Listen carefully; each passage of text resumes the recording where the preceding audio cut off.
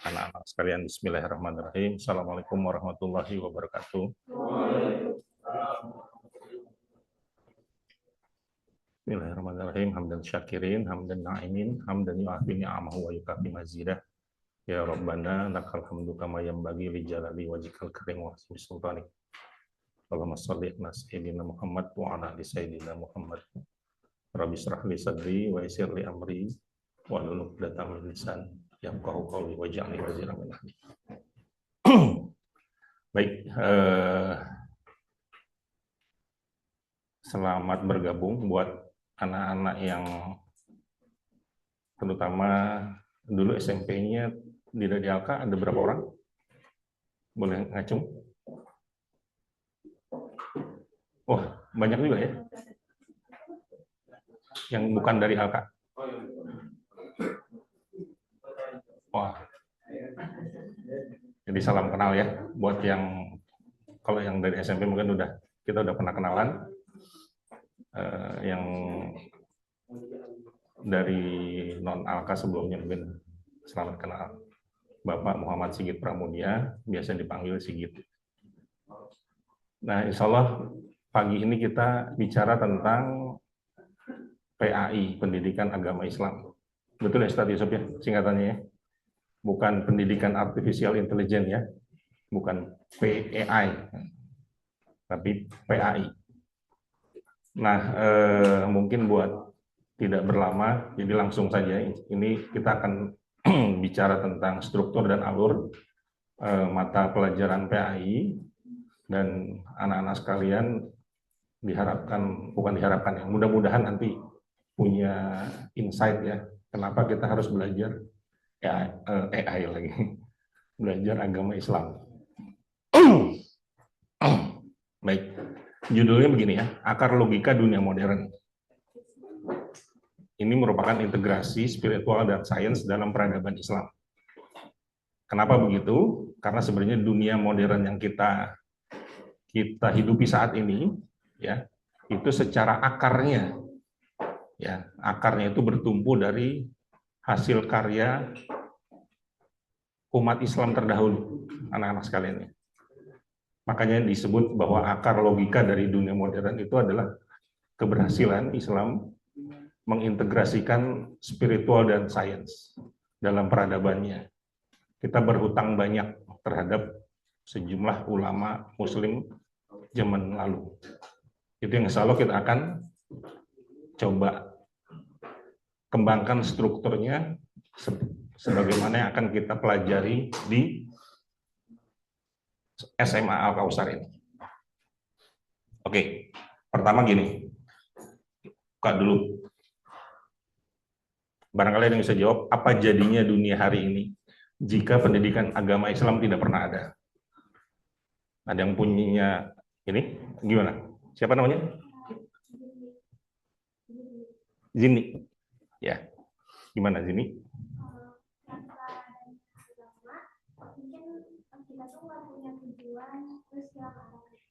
Gak punya tujuan, hilang arah. Tuh. Ya, itu termasuk. Ada lagi mungkin? Jadi yang pencapaian, gitu ya. Pencapaian yang kita rasakan di hari ini, yang kita nikmati di hari ini, yang kalau seandainya tidak ada pendidikan agama Islam itu termasuk yang sudah kita rintis sejak zaman dulu ya. Maksudnya umat Islam rasakan sejak zaman dulu. Tadi Zini udah ngasih masukan, kita akan hilang arah. Betul. Ada lagi mungkin? Siapa namanya? Imbang. Betul. Gimana, Bang? Mungkin peradaban dunia akan semakin sekarang karena di peradaban Islam zaman dulu itu dibilang revolusioner, jadi yang bikin manusia itu bisa seperti sekarang. Ya. Oke, makasih Imbang. Jadi kita tidak akan seperti sekarang, peradaban tidak akan semaju seperti sekarang. Kira-kira berapa lama mundurnya, Imbang? Tebak. Kalau seandainya agama Islam tidak ada, pendidikan agama Islam tidak ada, tidak kita pelajari, kita akan mundur berapa tahun ke belakang? 1.500. Oke. Jauh banget ya. 1.500. Oke. Kalau dihitung secara simulasi akan ada penundaan massal. Namanya revolusi ilmiah nggak terjadi, revolusi industri nggak terjadi. Tahu revolusi industri ya? Yang di Eropa, zaman Renaissance gitu ya. Kemudian era digital kita saat ini juga kita nggak nikmati saat ini. Jadi secara global tertunda sekitar 300 sampai 500 tahun. Ini hasil simulasi nih, ya, hasil simulasi. Jadi kita sekitar mundur 300 sampai 500 tahun ke belakang nih. Kalau seandainya pendidikan agama Islam itu nggak ada. Kenapa begitu? Karena pertama diantaranya, istilahnya kutukan angka Romawi. Tahu angka Romawi ya? Coba angka Romawi, coba misalnya 23 kali 43, gimana cara menghitungnya dengan menggunakan angka Romawi? Kebayang ya? Pasti nggak bisa, susah muter. Kita akan berhitung dengan menggunakan jari saja. Puluhan, ratusan, segala macam tidak akan. Perhitungan itu tidak akan sampai skala jutaan, miliaran, apalagi triliunan. Gitu. Kita tidak akan mengenal angka-angka itu. Jadi betul tadi kata Zidni, kemudian kata Imbang gitu kan, kita akan hilang arah dan kemudian peradaban Islam juga peradaban saat ini kita akan mundur. Terus selain kutukan angka Romawi juga tak terjadi stagnasi ilmu geometri. Ya. Sains kenapa? Karena sains Eropa itu akan terjebak pada logika verbal Aristoteles. Barangkali ada yang pernah dengar, ada yang suka filsafat segala macam, semua dinyatakan secara verbal. Jadi angka-angka itu dinyatakan secara verbal, belum ada notasinya, belum ada rumusnya, belum ada persamaannya, semua narasi gitu. Jadi geometrinya itu visual, yang sangat sulit untuk dimekanisasi istilahnya. Jadi apa yang dilakukan oleh ulama Muslim terdahulu pada prinsip itu melakukan proses mekanisasi. Oke ya, ini waktu berjalan banyak sekali. Jadi sekarang misalnya kita apa teknologi paling canggih yang kita rasakan saat ini, yang anak-anak nikmati sehari demi hari, yang paling canggih misalnya handphone. Terus selain handphone, yang ininya, yang dinikmati internet. Oke, ada lagi handphone, internet, ada lagi yang lebih canggih, yang lebih baru, AI. Siapa tadi yang jawab AI? Siapa namanya? Rozan. AI, itu yang paling baru. Sekarang misalnya, kapan agama Islam nggak ada, pendidikan agama Islam itu tidak ada, kapan AI akan ditemukan? Tadi ya, sekitar mundur 500 tahun ke belakang. Jadi kenapa? Pertama, karena di abad 9 itu aljabar tidak ditemukan, sehingga tidak ada bahasa universal untuk menyederhanakan perhitungan rumit menjadi variabel persamaan. Jadi nggak ada tuh persamaan sama dengan segala macam, itu hilang.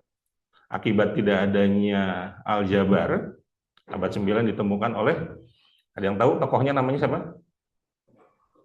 Al-Khawarizmi, betul ya?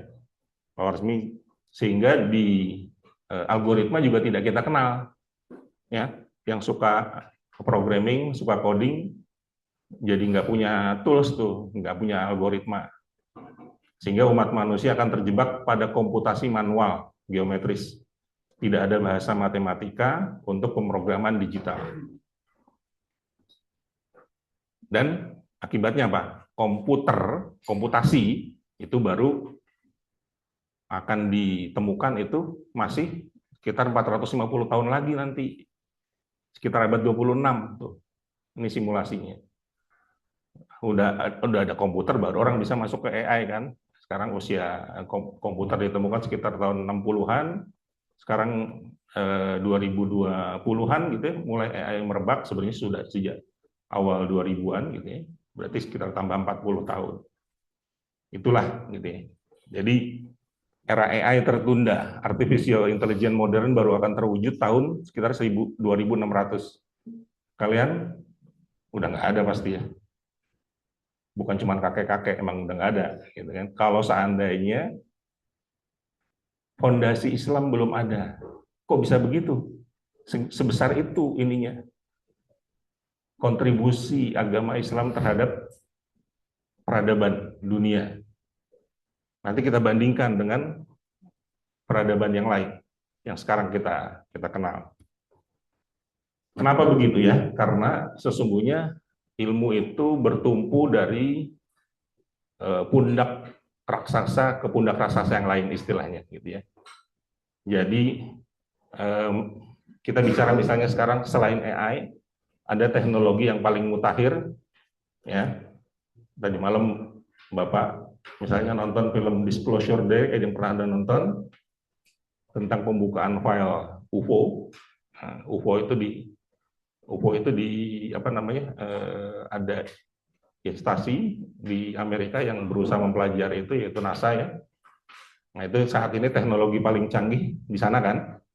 Mereka dengan baik dalam konteks mengirimkan wahana antariksa ke tata surya maupun menyibak cahaya-cahaya optik yang ada di sejumlah galaksi sehingga kita mengenali galaksi-galaksi baru gitu ya. Itu menggunakan sekian ilmu geometri yang semua sebenarnya bertumpu ke secara komputasi bertumpu ke yang namanya tokoh bernama Alan Turing ya. Kemudian Jules Ball untuk logika booleannya dan yang paling dasar adalah Al-Khawarizmi. Ya. Tapi selain Al-Khawarizmi banyak tokoh-tokoh yang lain. Ini yang biasa kita kenal aja. Oke. Jadi inovasi itu bukanlah ruang hampa, istilahnya ya. Apa yang kita nikmati sekarang, anak-anak, ya itu bukan ruang hampa, itu adalah hasil dari karya sejumlah ilmuwan Muslim berabad yang lalu. Tapi dunia seringkali mengabaikan itu dan tanggung jawab kita terutama sebagai umat Muslim ya untuk kemudian mengangkat itu kembali. Dan bukan cuman itu tadi dari sisi dari sisi bagaimana menurunkan sejak dari filsafat sampai menjadi teori dan kemudian menjadi persamaan matematik, logika dan matematik. Di dunia yang sifatnya science empirik ya, seperti kimia, fisika, itu kan semua adalah ilmu yang dibangun berdasarkan hasil pembuktian, eksperimen ya. Disebutnya sains empiris kontemporer. Itu juga bertumpu ke sejumlah tokoh Muslim. Dulu kimia itu adalah ilmu sihir, ya. Kimia itu adalah ilmu sihir, penuh mistik dan tahayul. Nah, tapi kemudian dikembangkan sebuah logika eksperimental yang membuat kimia berubah menjadi ilmu yang sifatnya empiris dan bertumpu berdasar ke fakta observasi. Maksudnya fakta observasi itu berarti hasil mengobservasi secara zatnya, secara perangkatnya, secara materialnya, gitu ya. Tapi untuk bisa mendeteksi zat-zat yang tidak kita rasakan, ya, karena sifatnya kan renik ya, sifatnya kecil. Bisa dibilang sekarang kalian belajar atom, pernah melihat atom nggak gitu? Selain kacang. Ya. Tapi kalau atom pasti nggak bisa lihat. Tapi bagaimana kita bisa meyakini, mempercayai itu, gitu ya?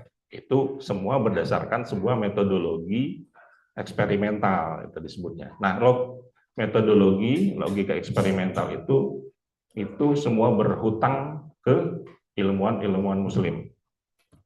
Ya, seperti nama-nama ini ya, Jabir Ibnu Hayyan, Al-Razi, Ibnu Haytham. Ya. Jabir Ibnu Hayyan itu melakukan standarisasi logika eksperimental. Jadi proses eksperimennya itu distandarkan, dibangun SOP-nya, dibuat logikanya. Kemudian Al-Razi itu mengembangkan metodologi pemurnian zat dan klasifikasi medis secara sistematis.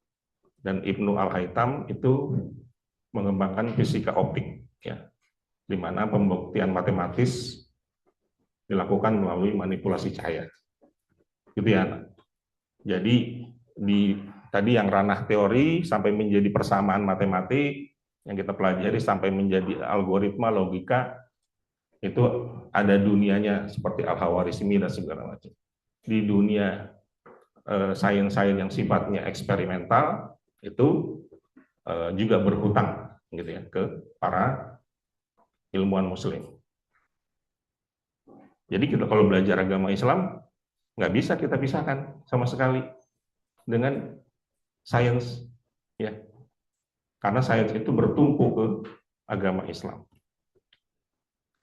Nah, ini simulasi ya, kebaca nggak sampai belakang? Dan lihat, kelihatan. Jadi ini kalau kita petakan ya, misalnya, peradaban yang tertunda, simulasi bila dunia tanpa mereka. Ya. Sebelah kiri tokoh sejarah, ini kita ambil contoh misalnya teknologi NASA, kita anggap itu teknologi yang paling canggih saat ini. Peran kuncinya untuk teknologi NASA, kemudian dampak langsung jika tidak ada, kemudian estimasi tahun pencapaian teknologi NASA kalau mereka nggak ada. Secara realnya, sekarang kan, tahun 1960 sampai 2026, itu teknologi ruang asa antariksa mulai dirintis ya. Siapa saja, kita tidak bicara dulu dari tokoh muslim, dari yang paling baru dulu, misalnya namanya Margaret Hamilton. Itu wanita ilmuwan abad 20 yang menemukan rekayasa perangkat lunak untuk pendaratan komputer Apollo. Ya, itu peran kuncinya di teknologi NASA. Kalau dia nggak ada, kemungkinan Apollo 11 akan crash pada saat landing ketika mendarat gitu ya, akibat overload data radar. Kalau dia nggak ada, maka teknologi yang ada saat ini itu baru akan tercapai sekitar 10 sampai 15 tahun lagi. Tertunda 10 sampai 15 tahun, baru akan ditemukan sekitar 2035 sampai 2040. Kemudian Wernher von Braun, ini juga arsitek utama dari roket Saturn V ya, yang membawa astronot Apollo ke bulan.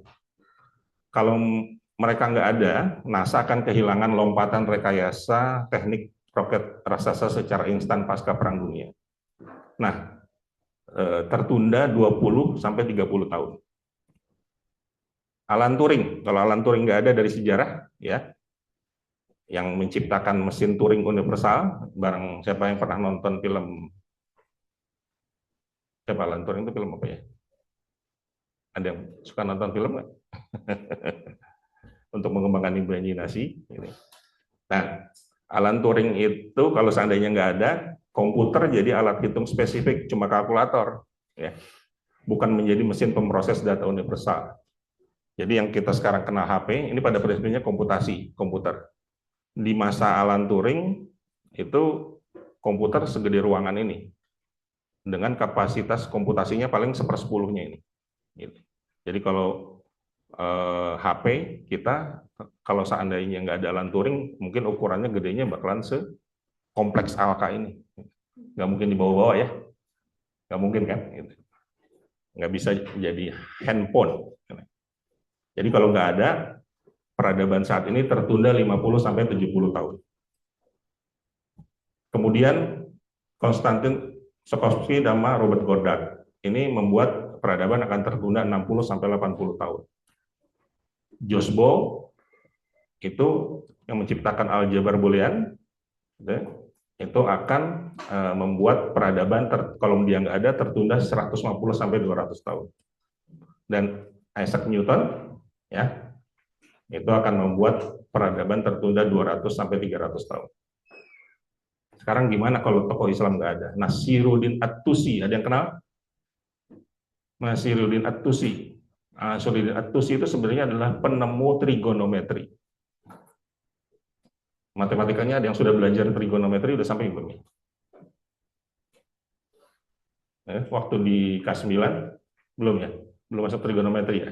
Oke, nanti akan belajar trigonometri. Itu penemunya adalah Nasiruddin At-Tusi. Kalau nggak ada, navigasi bintang dan kalkulasi orbit planet itu jadi tidak presisi dan sangat lambat berkembang. Sehingga peradaban saat ini akan tertunda 200-300 tahun tuh. Dan kalau Al-Khawarizmi nggak ada, ini paling lama tertunda sampai 500 tahun karena aljabar nggak ada, algoritma nggak ada. Jadi kita bisa lihat, bahkan dibandingkan sama tokoh-tokoh ilmuwan modern saat ini, peran daripada ilmuwan Muslim dulu itu jauh lebih signifikan kontribusinya. Yang lain hanya tertunda sekitar puluhan tahun, tapi kita ulama Islam Muslim tertunda sampai sekian ratus tahun, sampai 500 tahun. Demikian juga yang tadi ya, Jabir Ibnu Hayyan, Al-Razi, semua rata-rata membuat peradaban tertunda sampai 400 sampai 500 tahun. Dibandingkan dengan tokoh-tokoh ilmuwan modern, membuat peradaban ini tertunda sekitar puluhan tahun saja. Ya. Nah, jadi mari kita berkenalan dengan mereka, para polimat ini. Kita disebutnya polimat. Polimat itu adalah orang-orang yang menguasai ilmu, bukan hanya satu disiplin. Belajar agama, bukan cuma belajar agama saja, tapi juga menggunakan sains untuk belajar agama. Sains ini tidak melulu sains yang sifatnya empiris tadi ya. Humaniora, segala macam itu juga sains. Nanti kalian akan memilih di ujung masa sekolah, di K10, di K12, kalian akan memilih untuk berkuliah di mana. Itu mudah-mudahan kalian sudah punya inspirasi dan gagasan ya untuk menjadi para polimat ini. Bagaimana kita berkuliah dan menggunakan agama, pendidikan agama itu sebagai fondasinya. Jadi para itu tadi An-Nasruddin At-Tusi, Al-Khawarizmi itu adalah produk pendidikan tanpa pemisahan antara ilmu agama dan ilmu dunia. Kita lihat contohnya Al-Khawarizmi. Ini wafat 850 Masehi, kemudian Nasruddin At-Tusi 1201 sampai 1274. Jejak keilmuan agamanya terlihat jelas dari karta masterpiece-nya Alkitab Al-Mukhtasar Hisab Al-Jabr Al-Muqabalah, itu kitab ringkasan tentang perhitungan aljabar dan timbangan. Beliau hafal Al-Quran dan hadis. Ya. Sebagai ilmuwan yang bekerja di Baitul Hikmah di Baghdad di bawah Khalifah Al-Ma'mun, Al-Khawarizmi dipastikan menempuh pendidikan tradisional. Beliau adalah santri. Sejak kecil yang mewajibkan hafalan Al-Quran dan pemahaman hadis-hadis dasar. Tapi pengetahuan agamanya itu membuatnya melahirkan aljabar. Menariknya Al-Khawarizmi kemudian menciptakan aljabar bukan sekedar untuk teori, melainkan untuk menyelesaikan persoalan hukum syariat Islam. Dalam mukadimah kitabnya, ia menulis bahwa aljabar diciptakan untuk mempermudah perhitungan. Yaitu diantaranya adalah tentang faraid. Ya, faraid, wasiat, pembagian harta, hukum perdagangan, transaksi tanah, hingga pengukuran sungai dan arsitektur. Jadi dia ciptakan aljabar untuk itu. Nah, beliau adalah seorang muslim yang taat dan menguasai instrumen ilmu agama, tapi kapasitas utamanya diakui sebagai ahli matematika, geografi, dan astronomi. Jadi tidak ada pemisahan. Beliau dikenal sebagai ahli matematika, geografi, astronomi, tapi pendidikan agama menjadi dasarnya. Nasruddin At-Tusi, beliau adalah seorang polimat, ahli dalam banyak ilmu sejati yang posisinya di dunia Islam memang diakui secara formal sebagai ulama besar sekaligus ilmuwan. Pendidikan agama yang ketat. At-Tusi lahir di Tus, sejak kecil dia belajar Al-Quran, hadis, fikih, dan tata bahasa Arab. Langsung dari ayahnya yang merupakan seorang ulama hukum, serta pamannya merupakan ahli hadis. Beliau adalah ahli teologi dan fikih kalam. At-Tusi bukan sekedar tahu agama, ia adalah salah satu teolog dengan filsuf terkemuka di zamannya. Ya, dan karyanya punya karya di bidang akhlak dan hadis. Ia menulis Akhlak An-Nasiri, sebuah kitab etika Islam yang sangat berpengaruh. Ia juga menguasai ilmu hadis dan menggunakannya untuk menyusun argumen-argumen teologisnya. Jadi status ahli, dia dikenal di sains barat, bahkan menginspirasi Kopernikus. Ya, jadi Kopernikus itu diinspirasi sama At-Tusi sebenarnya. Inilah profil yang kita harapkan kemudian akan tercetak juga di diri kita, di diri anak-anak sekalian. Itu mimpi kita bersama ya. Kalian tanamkan baik-baik ke dalam hati. Saya ingin menjadi seperti mereka. Karena itu, ya, sekarang kita masuk ke PAI-nya. Kurikulum PAI ini kita rancang untuk membangun kepribadian yang seperti itu sebenarnya anak-anak. Jadi ada segitiga ini. Ada PAI wajib. Ini kita akan berusaha membangun kesadaran dan karakter. Kemudian PAI peminatan. Ini terkait metodologi lanjutan. Tapi nggak cuma selesai di sini, dan ini yang mungkin di tempat lain nggak ada. Mudah-mudahan kayaknya cuma ada di AK. Kita berharap pendidikan agama yang dipelajari itu akan membuat setiap anak-anak AK itu akan mampu mengintegrasikan agama yang dipelajarinya ke dalam kehidupan sebagai ilmuwan, sebagai saintis, mungkin atau sebagai pekerja, sebagai bisnismen nanti ke depan, ya, itu semua berpondasi ke pendidikan agama Islam. Nah, di PAI wajib, di PAI 101 ya, kalau dilihat di katalog, misalnya ada pondasi kesadaran beragama. Pondasinya kita akan belajar pemahaman 3 pilar. Iman, Islam dan ihsan. Dan fitrah manusia sebagai prasyarat mutlak untuk mengkaji logika, ya, ilmu kalam dan usul fikih. Kemudian benteng moral. Benteng moral itu harus dipelajari, dikuatkan. Kita sudah mengenal nilai-nilai yang diterapkan di ALKA, yaitu sidik, amanah, patonah, tablik. Gitu. Jadi internalisasi sifat eksekutif Nabi sebelum memasuki dunia riset kampus dan bisnis profesional. Gitu. Silakan.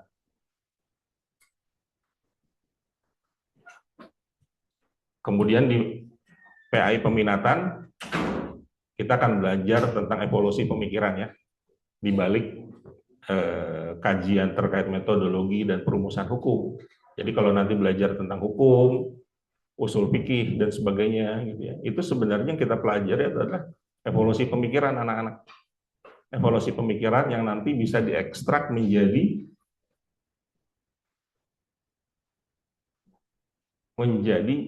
peradaban saat ini. Nanti kita lihat di sini. Dan puncaknya, semoga kita mampu menerapkannya di aplikasi sains maupun teknologi kontemporer yang berbasis kerangka etika. Itu yang harus membedakan. Oke, ini contoh transisinya ya, transisi kurikulum dari PAI wajib, PAI peminatan sampai integrasi sains. Contohnya kalian akan belajar toharoh, sholat, dan fikih mawaris. Nanti di PAI peminatan kalian akan belajar tentang usul fikih, pendalamannya ya, sehingga belajar metodologi kias, ijma, dan yang lain. Terus ini dipakainya buat apa? Cuma buat ibadah? Pasti buat ibadah tentu. Tapi sebenarnya ulama terdahulu itu menggunakan itu, bahkan yang membuat sekarang kita jadi bisa menemukan aljabar, fungsi linear, ekonomi, dan geospasial. Ini contoh ya. Tentu nanti kita harus mengembangkan imajinasi baru. Ya. Jadi aljabar, fungsi linear ekonomi, dan geospasial sebenarnya bertumpu dari bagaimana dulu umat Islam dari ilmu-ilmu atau fikih-fikih terkait sholat, toharoh, dan sebagainya. Kemudian cahaya Al-Quran, kita belajar tentang kisah Nabi dan diceki ya. Di PAI peminatannya kita akan belajar ulumul Quran, ilmu-ilmu Quran, metodologi ijaz, mukam, dan sebagainya. Ya, nanti detailnya apa, tentu di materinya, waktunya tidak cukup. Tapi dari sini kita akan bisa menarik ini sampai memanfaatkan metodologi segala macamnya itu menjadi analisa kausalitas yang dimanfaatkan di sains, fisika, dan kimia optik. Anak-anak itu ulama terdahulu. Menarik nggak buat kalian? Mudah-mudahan menarik ya.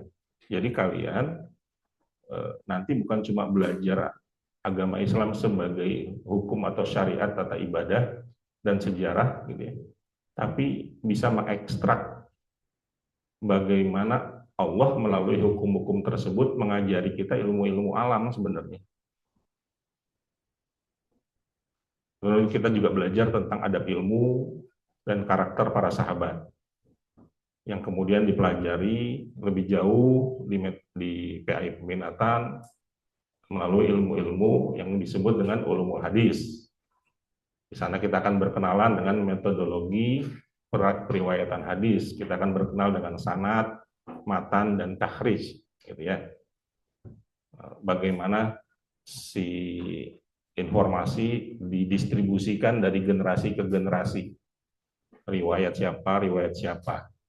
Nah, itu adalah sebuah wujud klasik, versi klasik dari yang kita kenal saat ini sebagai data science. Siapa yang tertarik sama IT dan sebagainya? Nanti data science, ya, pengembangannya bisa melihat bagaimana hadis itu didistribusikan dari generasi ke generasi. Ilmu-ilmu informatika dan sebagainya itu terkait pengolahan data yang versi klasiknya adalah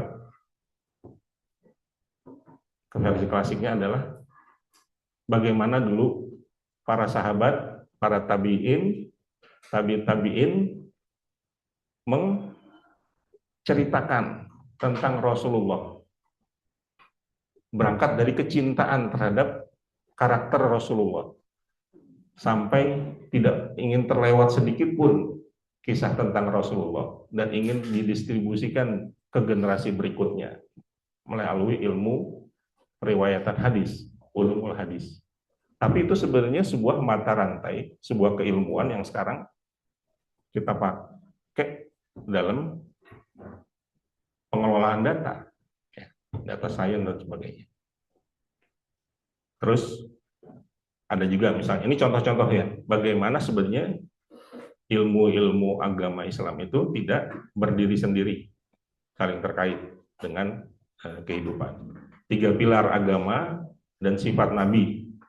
Ya, nanti kita akan belajar tentang akhlak dan di sana akan belajar memperkenalkan tentang fakultas jiwa. Nah, ini akan jadi fondasi besar buat yang anak-anak yang nanti akan tertarik dengan urusan misalnya bisnis digital, riset mandiri, karena itu semua harus dikembangkan dengan akhlak yang baik. Ya. Ini contoh, banyak sekali yang mungkin tidak akan cukup waktunya untuk kita paparkan kalau seandainya mata rantai ini dikupas. Karena semua keilmuan agama Islam itu punya peran, punya kontribusi nyata di kehidupan zaman sekarang. Jadi di sini ya PAI wajib itu ibaratnya kalau di pohon itu adalah akar, kemudian PAI peminatan itu adalah batang, dan implementasinya di kehidupan di dunia itu adalah buahnya. Buah kalian apa? Jadi kalau kalian belajar agama, buah paling utamanya itu adalah ketika bisa memberikan kontribusi real kepada masyarakat.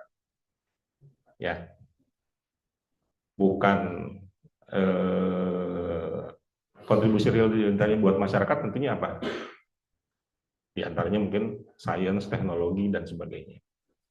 Jadi itu satu kesatuan, satu paket utuh ya anak-anak. Mengapa matematika dan geografi merupakan bagian tak terpisahkan dari syariat?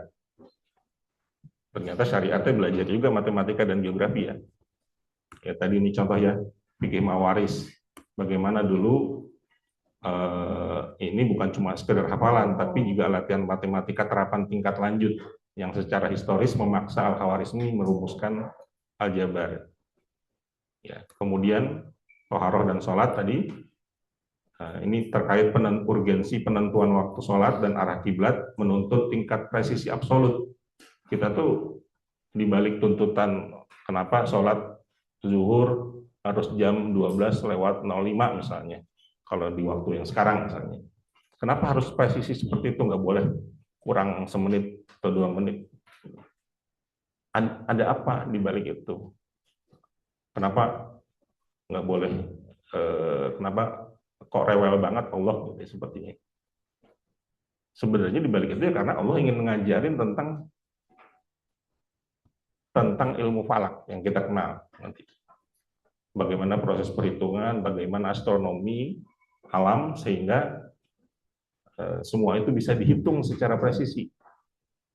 Jadi ketika waktu sholat itu bisa dihitung secara presisi sampai menit gitu ya, itu sebenarnya sebuah keajaiban loh anak-anaknya. Ajaib sekali itu.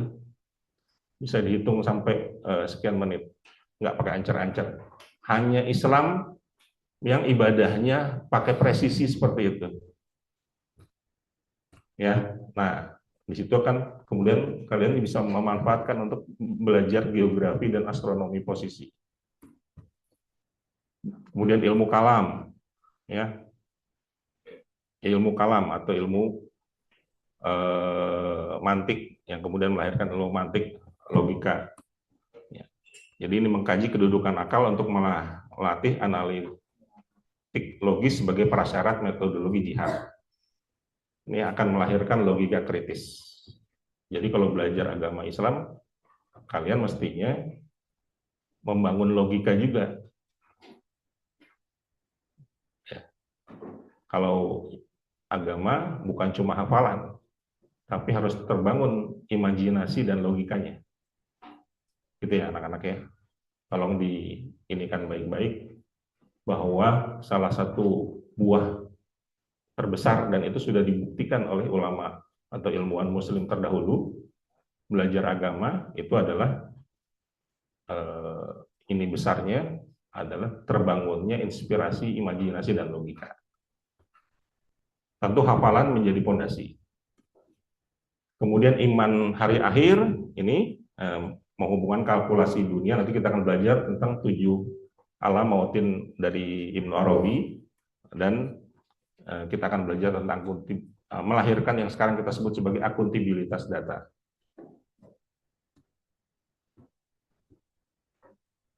Nah, ini ya, coba kita bayangkan bagaimana kita mengukur alam semesta langit ini untuk menyembah Sang Pencipta. Kita butuh nggak sih menyembah Allah tuh?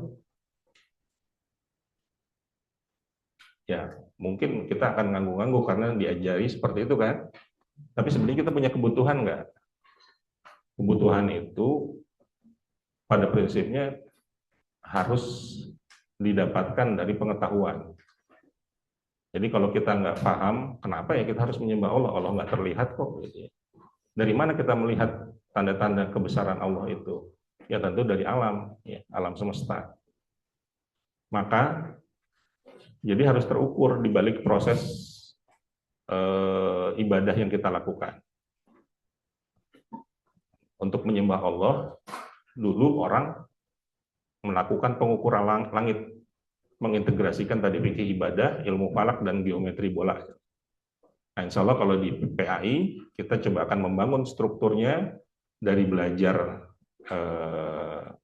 terkait syariat di PAI K10 ini ya, semester 2 ya, akan menuntut akurasi mutlak untuk arah kiblat, waktu sholat, yang tidak bisa diselesaikan dengan geometri datar. Jadi ternyata geometri itu ada datar dan ada bola. Kalau lihat segitiga, segitiga itu jumlah sudutnya 180 derajat kan? Ya. Kalau di datar. Tapi kalau di bola, semuanya adalah 90 derajat ini. Ini 90, sini 90, sini 90. Berarti berapa? 270 derajat. Beda implementasinya. Nanti akan terkait dengan geo di K10 juga, ilmu geografi ya, geo itu geografi ya. Ilmu kan belajar ilmu falak yang akan menyempurnakan trigonometri. Nah, mudah-mudahan ya kalian jadi paham kenapa teknologi yang ada saat ini berhutang kepada ilmu-ilmu Islam tadi. Terus dari sisi metodologi hukum, ya, ini akan bagi yang tertarik nanti sama istilahnya komputasi, yang tertarik dengan IT, yang senang main game, yang senang coding gitu ya, di balik kita bisa mengembangkan program, itu kalian mesti paham bahwa sebenarnya ini ada bangunan agama di baliknya. Struktur linear fikih lari ke logika analisis multikriya atau MCDA. Ini kita skip aja, mungkin terlalu kompleks ya. Tapi intinya di sini ya. Jadi dari fikih praktis yang akan dipelajari di PAI wajib ya, menyelesaikan hukum dasar, urusan sholat, toharoh, zakat tadi secara presisi. Kemudian kalian akan belajar metodologi kias dan ijma, belajar usul fikih, membedah instrumen hukum. Jadi instrumen hukum itu akan kita bedah, bukan cuma sebuah peraturannya mesti begini, tapi kenapa gitu ya, kenapa seperti ini, logiknya apa gitu ya. Itu yang akan terutama dipelajari di metodologi. Nah, nanti bagaimana menerapkannya di sains. Jadi banyak sekali anak-anak implementasi agama Islam di kehidupan. Terus ulumul Quran, dari tazakur menuju tafakur eksperimental. Jadi dari membaca, dari berzikir, melapaskan gitu ya, bagaimana itu bisa menjadi sebuah aspek eksperimental.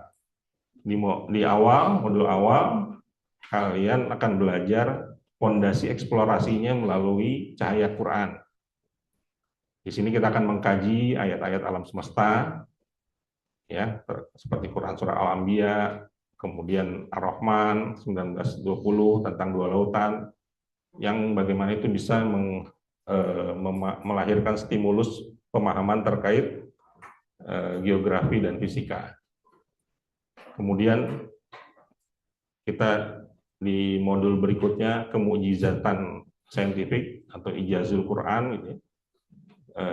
Bagaimana di ulumul Quran 2 itu kita akan membuktikan kebenaran wahyu melalui validasi ilmiah secara logis. Nah, nanti di semester-semester berikutnya, kelas berikutnya, kita akan belajar terkait pemodelan fenomenanya. Jadi di balik nanti kita akan belajar topik amsal dan kemudian muhkam mutasyabih ya. Itu sebenarnya diharapkan siswa memodelkan fenomena abstrak menjadi analogi sains.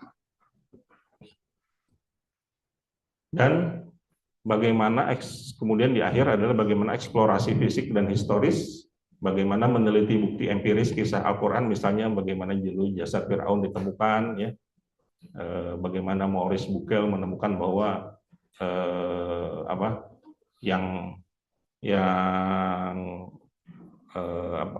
di balik tubuh Firaun yang Merneptah itu ada ganggang, gitu ya.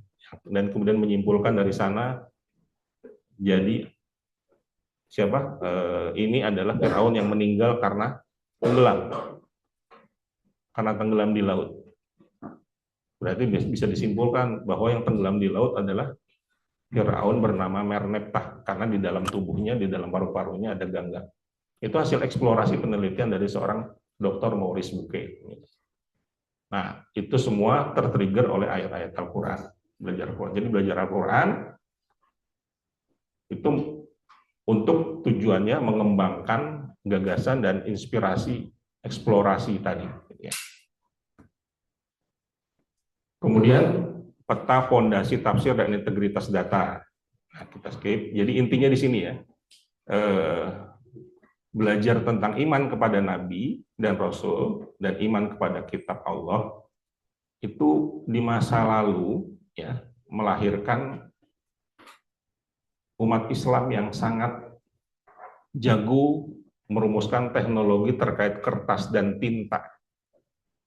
Nah, teknologi kertas dan tinta itu pada masanya ibarat internet zaman sekarang. Dengan kertas itu informasi pengetahuan bisa didistribusikan tuh dengan sangat luas, dengan sangat cepat. Dulu bayangkan ngebawa selebar begini saja, atau bikin satu kitab, satu buku saja, harus menyembelih 300 domba. Satu Al-Quran itu, dulu ya ketika dituliskan, ketika hanya menggunakan perkamen itu adalah kulit hewan, itu ada 300 domba yang harus dipotong untuk diambil kulitnya. Tapi kemudian Islam hadir, mengembangkan teknologi kertas yang diambil dari Cina dan membuat itu menjadi sangat ringkas, yang akhirnya apa? Akhirnya Al-Quran bisa didistribusikan dengan sangat mudah. Itulah pondasi daripada dakwah Islam sebenarnya, ketika Al-Quran bisa didistribusikan secara mudah. Jadi kalau sekarang tuh ibarat internet. Oke ya. Terus ilmu hadis. Ilmu hadis kalian akan belajar tentang sanad, matan, rawi, klasifikasi hadis, rijalul hadis, metodologi takhris hadis, gitu ya, ikhtilaf dan asbabul wurud. Tapi itu bukan untuk semua dihafal, sekedar dihafal saja, harus dipahami. Kalau sekarang, bahasa modernnya tuh ya, ini tuh sangat mirip seperti arsitektur data science. Nah, bagi yang tertarik nanti untuk di dunia IT, kalian bisa mempelajari bagaimana ilmu hadis bisa mewarnai dan mengambil ide dari sana. Oke.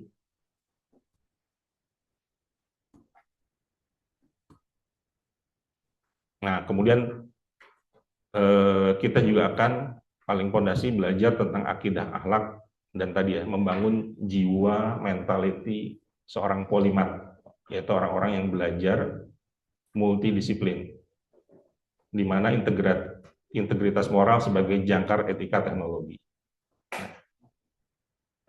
Ada tentang natikoh atau logik, ada godobia, kemudian ada syahwatiyah. Ya, ini Bapak perkenalkan dulu aja istilah-istilahnya. Tapi itu semua adalah fakultas jiwa yang ngambil dari filsafatnya Imam Al-Ghazali, di mana akan memperkenalkan bagaimana cara mengelola rasionalitas dan hasrat agar mencapai titik moderat atau adil. Kemudian patonah, akhlak Nabi, itu dikonsep ulang. Lantas pada akhirnya bagaimana ini menjadi kompas buat kita mengembangkan etika dalam pengembangan teknologi. Ya. Diilhami dari zikir basmalah dan asma ar-Rahman. Sains harus berpusat dari semangat rahmatan lil alamin. Nah, jadi akhirnya ya, ini peta pondasi daripada akhlak ya.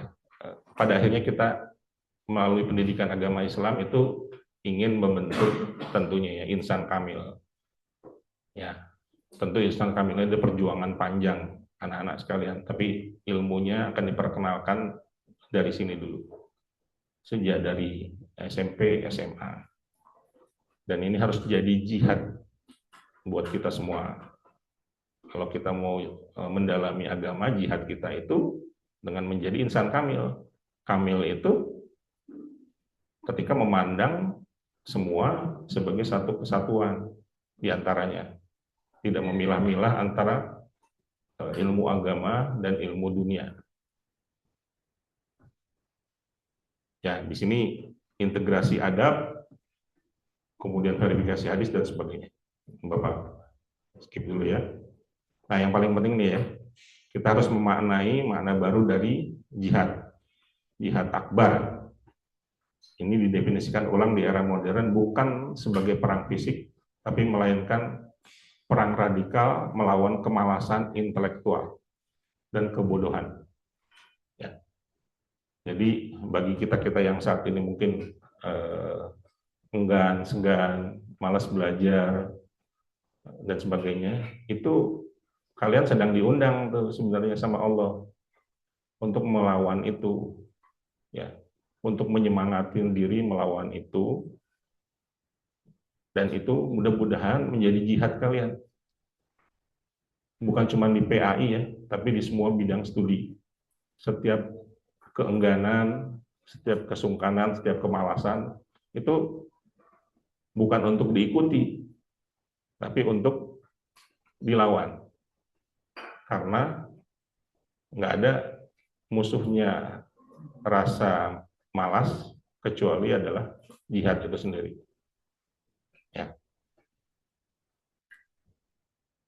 Nah, mudah-mudahan kita semua yang hadir di sini, ya khususnya anak-anak itu mencapai puncak ekosistem melalui pendidikan agama yang akan di running di sini di Al-Kausar, penguasaan aljabar, data, sains, dan astronomi sebagainya, bukan sekedar untuk meraih gelar akademik, tapi bagaimana membangun sebagaimana filosofinya Alka, penghidup jiwa, membuat jiwa kita tumbuh, berkembang, dan tolak ukur paling dasarnya adalah ketika natikahnya itu terbangun.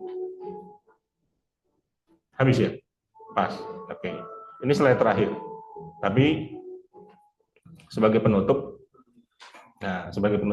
insya Allah mudah-mudahan kita jadi segar kembali. Bayangkan kalau seandainya kalian, ini foto kalian ya, ada yang kenal semuanya kan? Siapa di mana? Siapa di mana? Apa yang terjadi orang-orang ini yang difoto ini kalau seandainya dulu Nasiruddin At-Tusi, Al-Khawarizmi tidak belajar sebagaimana mereka belajar, tapi belajarnya mungkin seperti kita belajar, ya seperti ini. Apa yang terjadi? Mundur 300-500 tahun, maka foto kalian akan jadi seperti ini. Ya, kalian cuma belajar bertani, belajar memasak. Perhatikan lagi, camkan baik-baik ya. Kalau kalian belajar dan kalian nanti harus perhatikan generasi kalian. Kalian akan dewasa juga, akan jadi orang tua. Apakah mau kembali ke zaman ini?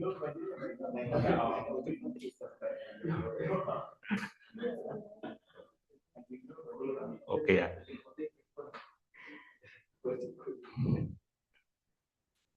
Demikian anak-anak, mudah-mudahan ini menginspirasi. Jadi pendidikan agama Islam adalah mengangkat kalian dari posisi ini menjadi posisi seperti sekarang. Itu sudah dibuktikan oleh para ulama terdahulu. Kita semua berhutang untuk melakukan hal yang sama supaya generasi setelah kita, anak-anak kita nanti ya